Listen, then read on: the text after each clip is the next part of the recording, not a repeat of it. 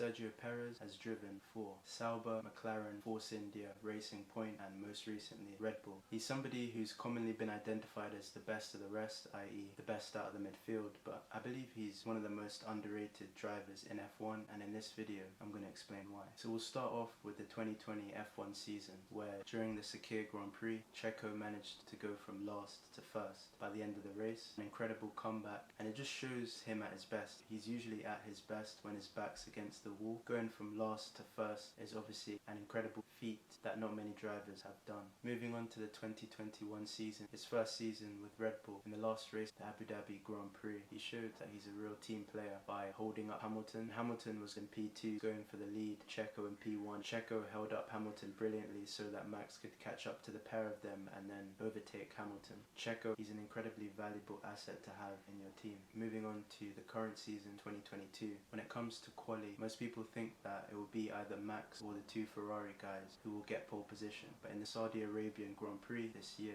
Checo impressively managed to get that pole position, surprising a lot of F1 fans. And had it not have been for the safety car that came only one lap after he had pitted, he arguably would have won the race, because everyone else around him, Verstappen, Leclerc, etc., pitted whilst that safety car was in action, so they had a cheap pit stop, whereas Checo, his pit stop cost him a lot of time. The Monaco Grand Prix this year was arguably Checo's biggest win of his career so far, because obviously winning at Monaco is one of the most special places to win a Grand Prix, arguably the most historic, most memorable track on the F1 calendar, so for Checo to get a win there is definitely going to put his name in the F1 history books of Monaco winners. Also, Monaco as a track is extremely difficult to overtake there, so the fact that he was able to get that win first place in a track where he didn't even start on pole position once again just speaks volumes to Checo's ability as a driver. The Silverstone Grand Prix this year once again showed Checo at his best. Contact with Charles Leclerc's Ferrari early on in the race caused him to have to pit to get a nose change. That pit stop caused him to fall down to last place. After the race, Jenson Button, a former Formula 1 driver, said he thought Checo had no chance of getting on the podium after he fell down to last, but that's exactly what Checo did. Everyone was writing him off, but he proved them all wrong. An intelligent drive saw him make his way up to second place, using Ferrari's poor strategy to his advantage. And for me, the Silverstone Grand Prix really showcases Checo's fantastic tyre management. He stayed out on those tyres for a very long time, as well as his ability to really pull out results when the chips are down. When he's struggling in a lower position behind most of the field, he manages to pick himself up and